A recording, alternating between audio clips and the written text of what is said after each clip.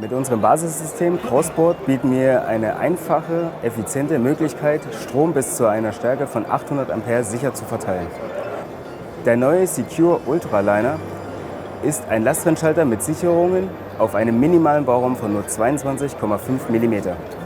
Er ist der weltweit erste Lastrennschalter mit Sicherungen des Typs Glas CC nach dem Standard UL 98 für Sammelschienensysteme.